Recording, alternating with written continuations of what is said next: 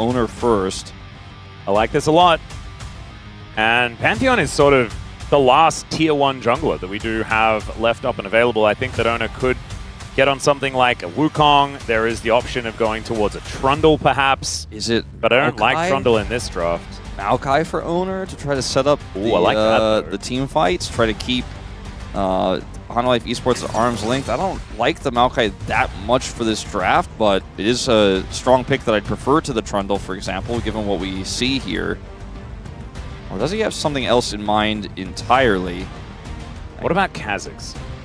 Kha'Zix good for blowing up these squishy targets, to be honest, and has an okay matchup into Pantheon. Will need some help.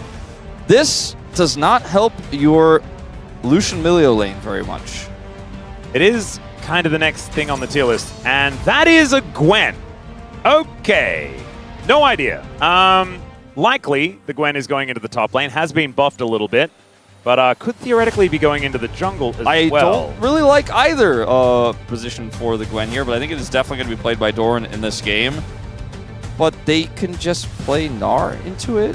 They have such a good comp here. They can also still play Shen. It's a little tougher now with the Gwen there on the other side, but HLE have such good power in the early game. Like, this is kind of the reverse, where they have some really strong lanes to play through. Yes, the Lucian Milio can win against the Kog'Maw Lulu, but it's not easy. It will require a lot of attention, and there's a Pantheon versus a Wukong, so we know which 3v3 we prefer. Mentioned the Kennen on his way to potentially getting 500 games tonight. It's his 5th most played here in the LCK, and he will pull it out. It's a classic counter pick here. As quickly as possible. Let's see how well T1 can play the defense, or whether HLE can just shut him down.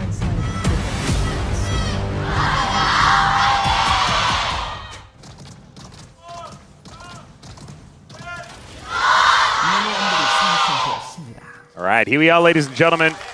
Under the Rift for game number 1. Zeka spotting out the fact that there is a ward placed in that mid brush, and will therefore immediately head back towards the top side. Already an early ward goes down from Faker, so he will have full information as to the whereabouts of this Syndra as he makes his way back to lane. And all quiet on Summoner's Rift for the moment. The vision that has gone down, though, going to be giving a lot of information over to both teams about where these junglers are going to be, assuming Oner is going to head towards his Raptors relatively soon. Doran has opted for teleport and exhaust. You often forego the teleport in modern League of Legends because of the role quest, but he wants to have that shield, wants to be able to have that empowered TP, so he does opt for this, but it means he will not have flash, and that can be very scary, especially when you're dealing with all of the CC and setup that HLE have. Otherwise, I think T1 are going to have to play through sides as Keria loses half of his health bar in this matchup they opted into. Yeah, this is going to be pretty interesting how this lane is going to go. It's all about the W windows, obviously, for the Kog'Maw. But T1, I think, will have more flexibility when it comes to their ability to do damage, especially after they hit level 3. So the early stages can be a little bit difficult, a little bit tricky for the Lucian. But once you get access to more buttons, things can be very, very frightening, especially with the increased range the Pays can pick up from the Milio. Guma happy to just get that shield from Delight and continue to trade. Doesn't even take barrier in this matchup, has the exhaust, which will be very useful for him in team fights later on as well into this Gwen. So just a really cool tech from him. They're controlling this lane, and that's already, you know, I said the matchup can go both ways, but they are just smashing it right now. They have full control, and you can see it's Guma's first pick of this Kog'Maw here this season, but we've seen him play it in the past to great effect. Oh, Faker taking a lot of damage here. Zeka just needs one more orb. There's the ghost, and Faker, he ran back to the wave that terrified probably everyone. Does get the level up and will survive, but that is a lot of summoners now blown, but nothing on Zeka's side. Now Gumayusi taking a lot as Pays dashes in. Double tap not going to be enough to kill him, though, and the exhaust will be able to save the life of this Kog'Maw. Now Kanavi's moving down, but this time Oner is there in position to deny the attempted gank. I mean, Guma does need to be very careful underneath this turret. Should be able to go back home. Need a little bit more information about what happened to Guma's health bar to fully understand why this happened, but we kind of jumped in very late because of what was happening in the mid lane there. And he gets pushed out after we were singing his praises just moments before. Oh, Delight has to flash. Oof. That Pays not window shopping. No. That will hurt a lot. I'm surprised Zeka didn't flash for the kill on the Faker as well, but the level up came through and he was like, I'm not 100% sure I'm going to secure this. He's also placed his Q really aggressively there, expecting potentially a flash or earlier ghost from Faker there. So Faker doesn't have sums, but he does survive. And so that's a good thing. As we were talking about how this matchup can be tough, and he almost got soloed. Wow. Doran is also surviving here in this top lane as well. Zeus goes back, grabs some Boots of Lucidity. And he is very far ahead as far as farm is concerned, but Doran's alive. And that we can put into the pros column. This can be an incredibly difficult matchup early on. Cannon is pretty good at dealing with melee champions. There towards the top side. Snip, snip. But Doran is just going to finish off the wave and look for a bit of a reset, perhaps. And there it is. Cannon recently buffed as well on this patch. So just a good choice in general here for Zeus, but like it feels like Chekhov's gun, or Chekhov's cannon in this case, with us talking about earlier in his 500 wins. Yep. He does pull this out here in a rare matchup because Gwen also changed and trying to see her in more play. At least that's the idea in this patch, but hasn't really been seen that much in the LCK thus far. Still very niche and has a lot of hard counters, so very difficult champion to blind. Gnar, one of the ones we saw in the past. Jace, which wasn't available because of Fearless. And he still finds himself into this Kennen. 15 CS down early, like you said. Very tough to play out. Yeah. Gwen is often one of these response picks rather than the thing that you're actually going to go for, is Faker finding a decent exchange onto Zeka, but Kanavi just flashes on top of him. There's the unleashed power, but Faker makes it out! Just barely surviving, and obviously still not great news. But still no first blood to go over to HLE. Yeah, it's twice he survives. Both times he will take a huge disadvantage because of it. Losing his ultimate here, much less impactful than losing both summers, but both of those summers are still down for a little bit longer. He doesn't have teleport, and so he's going to lose a large part of this wave here. And barely, just by the skin of his teeth, survives on the play. Kanavi going straight back down to the bottom lane here. If Paze and Keria try to pressure further, they will not enjoy what happens next. Yeah, this time Oner is here as well, so he's going to move on up, gets control ward down. Kanavi already here as Gumayusi in a bit of trouble. Great polymorph onto Paze to stop that play as Oner goes in. Only level 5, but Gumayusi is still taking a lot of damage. Paze, can you get the autos across? Oh, he gets the piercing light for the kill!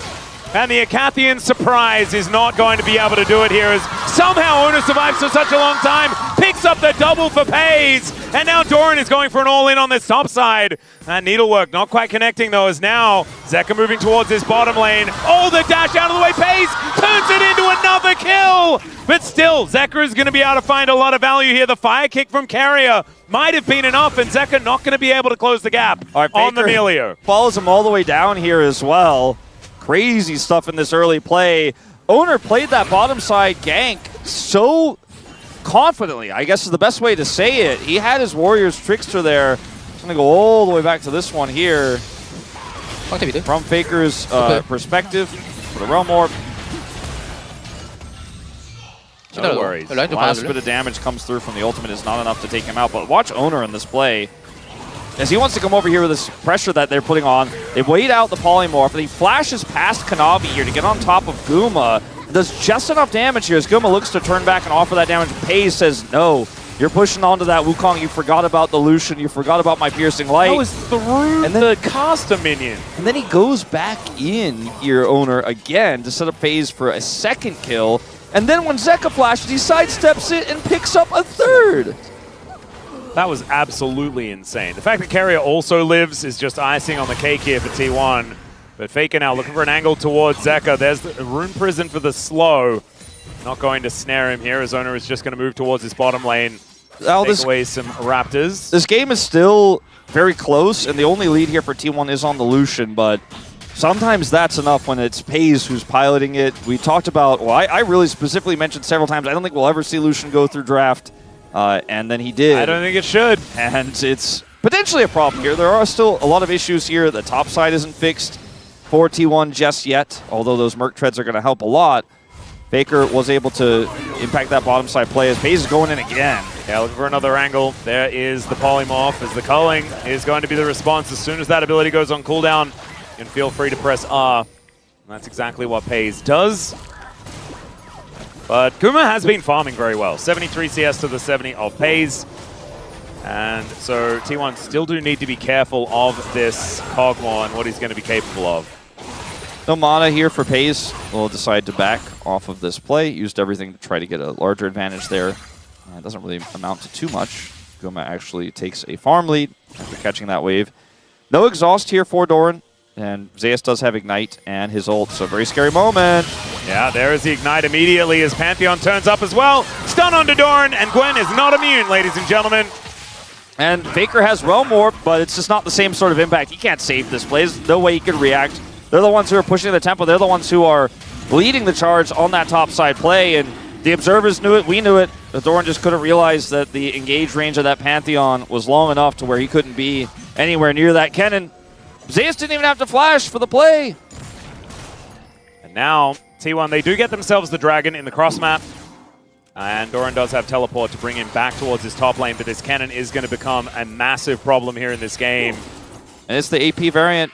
You know, it's very, very high damage when we get to the mid game. As Oner is once again trying to set up for a dive.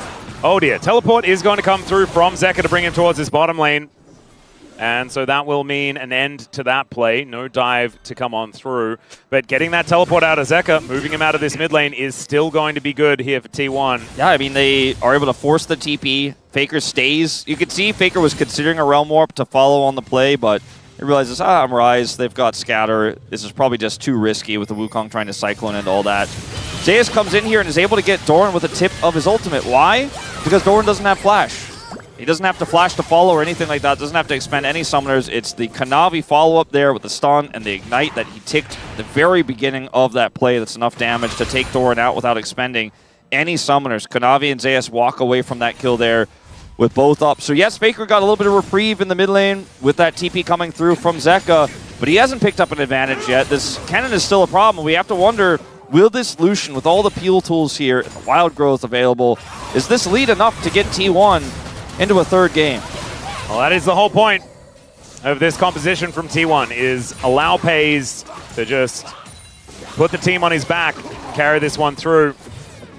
And it's not quite the mid-game just yet, but he is still behind a few creeps here in this lane. Does hit that first item spike first because of all those kills. As Doran not able to find the snip onto Zeus, and he's just peppering him with all this damage. It looks like it is going to be a dash cannon first here for Zeus. And that means that the lack of flash is going to be even more pronounced from Doran. Yeah, Oner wanted to look for a flash cyclone there, but he had to be so far away because of the vision in the river to look for it. And Zeus just kind of slowly pushes up, scouts him out. So he just ended up wasting a little bit of time there, but nothing too crazy. Yep. He's still dashing forward as Gumayusi presses W. It's going to be a lot of damage onto Keria. And there is a Pantheon waiting. Polymorph and the exhaust now down onto FaZe. Guma in trouble, but Oner is here at exactly the right time. Finds a Cyclone onto Kanavi. Gets the Aegis out and now teleport in from Zeus. He's looking for an angle and tries to get on top of FaZe. He finds him. Picks up the double with the help of the living artillery. Scatter the Weed comes down. Oner is dead. Zeus to stay alive, and Faker tries to grieve for the play, and it's just more food for the HANWHA Live Esports war machine. Now, with the exception of that last play there from Faker, I'm watching that play looking like those HANWHA fans in the picture. That was sick. 1,500 kills for Zeus. And he might not be getting his 500th game if this game continues anything like what we have seen already. Guma picks up his Rage Blade off the back here, and all T1 get is a plate for Doran on the cross. As this is a flanking Pantheon, and they're still so confident with this Wukong here. They can force this play. Guma goes low, but he's not even really the main factor in this play. And they're like, no, we win this, we've got the advantage. Then they get outplayed massively here. Watch this wild growth setup, and then Kennen shows up. He has TP advantage. Doran can't follow. He's got massive damage here, even without his first item. And then the peel from Zeka to get him out, and then Faker triples down and dies as well. Man, that was so beautiful from Zeus. Goes in, makes the big play, and then baits them till the very end to make sure that everyone dies. They're all on the same page. The wild growth onto Kanavi to buy that space so Zeus can get in on the TP flank. It's just a well-oiled tank here. HLE rolling over 3,000 T1. gold now, Wolf, for 13 minutes. And that lead for Pays is still there, but it's so much smaller than it was. And Gumayusi just needs a couple of items in this this Cogmore is well and truly online. Rage Blade going to be the first one that is now completed. And I don't know where it starts to feel better for T1 because it's a very different composition to what we saw last time. As now Faker is in trouble. The Unleashed Power comes in. Scatter the Weak.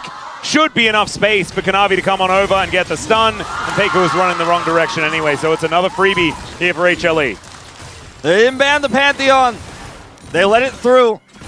And I think they are regretting that choice now. Kanavi's just having such an incredibly good day Just here today. year, month, whatever this period you want to choose. yeah. He's pretty insane. 3-1 and 5, so 100% kill contribution here as well. And now we're looking for Dragon number 2. T1 could make it double Dragon. And they're looking for Zeka, actually. He is going to be able to teleport away, though. I don't think that, not going to be able to see him. And actually teleported about 2.5 meters.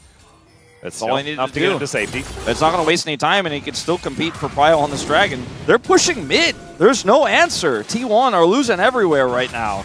Yeah, Faker is now back in that mid lane, though.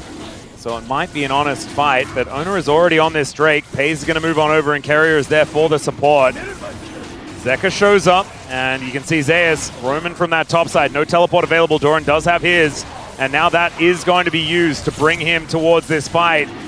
For a little bit of time, it might be a 4v5, but Zeus is getting here very, very quickly. That is going to be the secure for T1, but the scatter from Zeka is so good. Oner trying to get himself out with that Warrior Trickster, and now Faker in a lot of trouble. The Slicing Maelstrom comes in, and the Polymorph is there as well. Keria might be able to keep him alive. Scatter doesn't actually get the stun, and the GOAT will live. I mean, Zeka was so close to his ultimate throughout that fight. Just a few seconds away there of killing Faker, and they're so fortunate he didn't have it, or this could have been a very costly Dragon take. I would say it was not costless, but at least they were able to escape with their lives here. As Faker's looking for a flank play here as this has happened. They want to close the door here and push in with Doran, but HLE's disengage is so clean. And now Faker's isolated. Zeus gets on top of him here, doesn't have flash, but still is able to do so much damage. Watch this scatter as well here, but Faker is able to walk it off. There's no ult for that Syndra, so he does escape with his life. They have double Dragon, it's a very late one, into Mountain Soul, so there's a world where if they could stack those up, maybe it could give them a little bit of extra longevity in this game, but right now I just don't see it, especially with HLE walking out of that fight and now moving directly to Herald Prio, which will open up the map further. There's only one plate left on that mid turret. Yeah, it's likely they can get over and siege that one out, especially with the Bioarcane Barrage here from the Cogmore. Extending that range. Zeus just goes in, looking for another angle, and there is no ulti for Keria. He's dead, so's Pays. And yeah, that turret's gonna die. Zeus is just like, I have flash up. You can't be anywhere that isn't underneath the turret, and even that's not safe. Oh, good mist to be put down here by Doran. Zeka not quite able to kill him, but still Getting take closer. a lot of damage. And I mean, they're just dropping the Herald to kill him. Kanavi's gonna have his stun ready. Oh no, Doran could just be dead here. I think he is. Straight up, the Aegis comes down. Q is going to miss. He should have another one of those though, and he just doesn't have flash, so there's just no way out.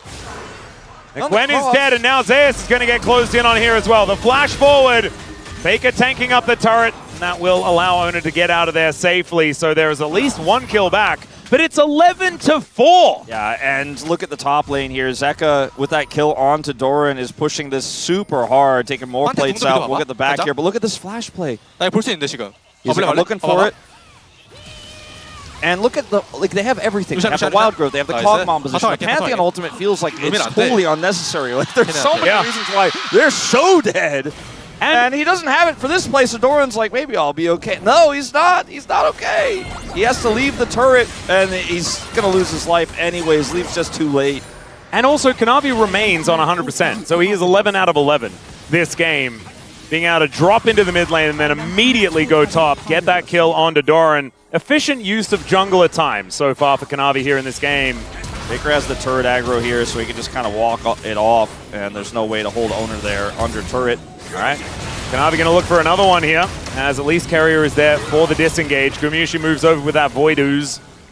And it looks like T1 are going to be able to successfully make their way out. But this game is just all HLE. it's going to be so hard for T1 to make any sort of move back in. The gold lead is only extended. Look at Faker's items right now, or the lack thereof.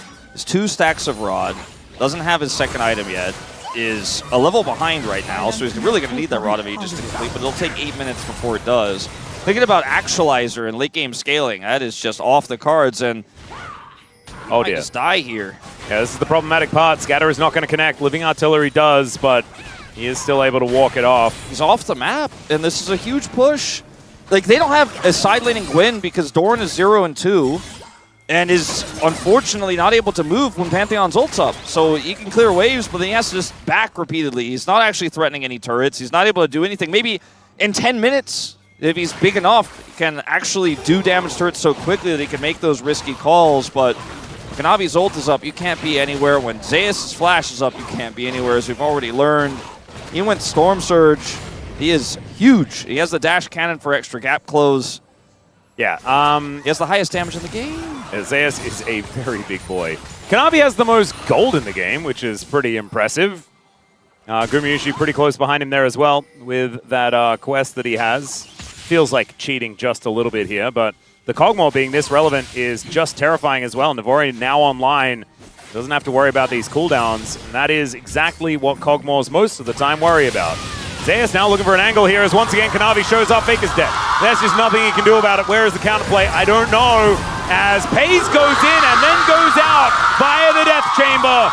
As Keria, he might be in trouble as well as the orbs just do so much damage from Zeka. Another one connects, but there is the fire kick from Keria to at least get some level of respite. It's a Baron on spawn against T1. God.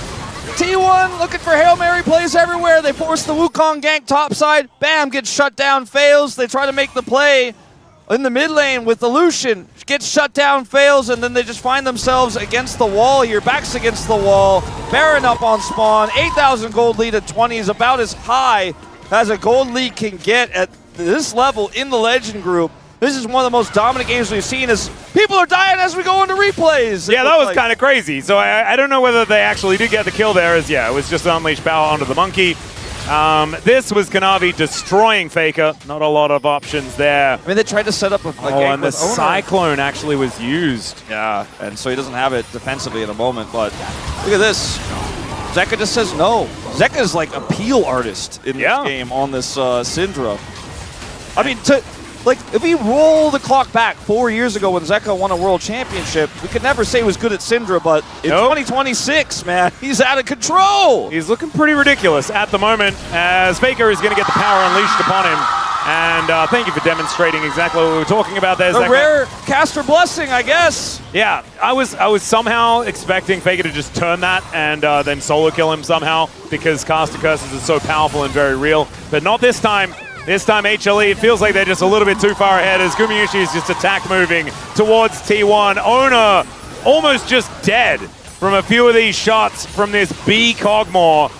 And the inhibitor turret will go down. Inner in the top lane is also being softened up by Zeka as well, who deals with that one as we are talking about this. And T1, there are no options left. Push in the top lane now. Baron buff minions still here for a minute and a half. They need so much more time than what they've got. All right, Hail Mary play. Faker dives on in and takes the Death Realm exit. Pays is in trouble here as well, slicing Maelstrom. Pays actually survives for quite some time. And there is the Cyclone to interrupt at the same time as Zeus is going to fall. Doran's also dead. It is still a 1-5, but the fire kick onto Kanavi is so good. Pays still trying to dance around this fight, but he will eventually go down. Kanavi gets another one. That's one going over to Zeka, and it was a valiant attempt, but it's still going to be the ace, and HLE will close out this series in 2-0 fashion. Utter dominance on the eve of the playoffs. Showing that they are by far the deserving team here.